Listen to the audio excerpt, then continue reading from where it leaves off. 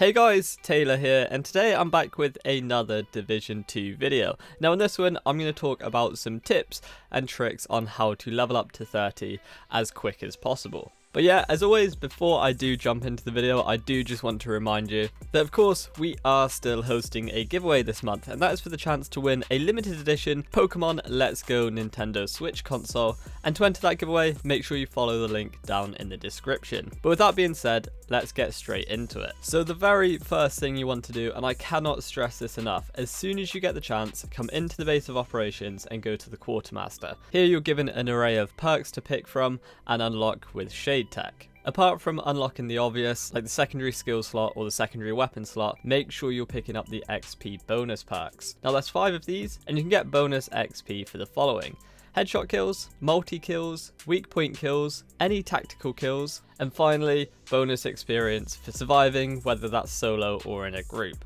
Like I said, get these as early on as possible, because any experience you can get on top of mission reward experience and other things like that is going to help you massively during your experience to getting to level 30 and eventually reaching the end game. Now these XP bonuses are only added on once you come out of combat, so they're not actually stacked whenever you kill an NPC. They'll be in the bottom left hand corner, like I said, when you come out of combat. Now next up, pretty much goes without saying, is doing the main missions. But when you are doing the main missions, make sure you're doing them when you're relatively close to that mission's level. Don't go in when you're a few levels below, because if you do manage to complete it, you're going to end up with a bigger experience gap between you and the next mission, and thus giving you more to do towards the end of the game, leveling wise that is anyway. Following on from that and talking about experience and bridging the gap between you and the next mission, control points are something you're going to want to look at. These give you a good amount of experience based on the level you currently are, and these definitely help you bridge the gap between main story missions. And as well as them giving a decent amount of experience, they're also relatively quick, and if you haven't done that control point before, they also store a loot room that does have pretty good loot in it. So it's kind of like 3 birds with 1 stone. You're going to get experience, you're going to get good loot, and they're pretty quick to do.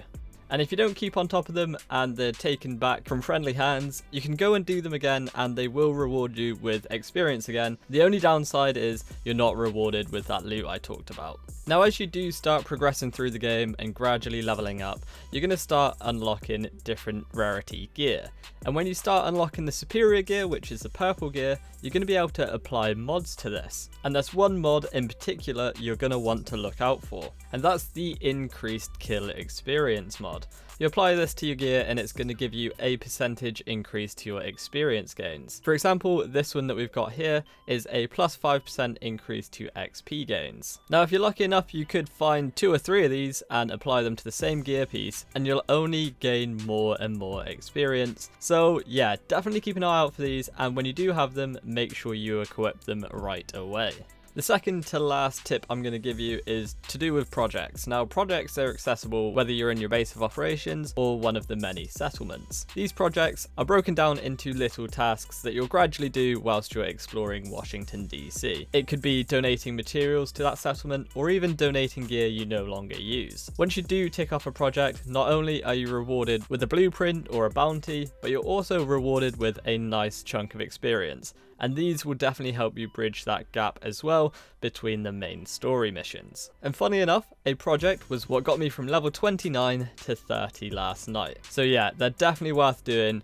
And like I said, you don't necessarily have to keep an eye on them. Just keep on popping back to the settlement or the base of operations, because you will gradually tick these off as you are playing through the game. Now last but not least, side missions. Now you're going to want to avoid these as much as possible, because the way side missions work is they're always going to give you 33% of your XP bar. So the later you leave them, the more experience you're going to get, and it's definitely going to help you level once you've completed the main campaign and get to level 30, because once you do complete it, you'll end up around 25, 26, depending on how you've gone about it. And then if you've got 5 or 6 of the side missions, even more than that, then you'll be able to get through them in no time, as well as leveling up pretty quickly and getting you to end game. By no means am I saying don't do them whatsoever, because there is going to be a time when you are going to have to do a couple of side missions here and there, but just try and save the majority of them for once you have completed the main campaign, or at least been through the main story missions.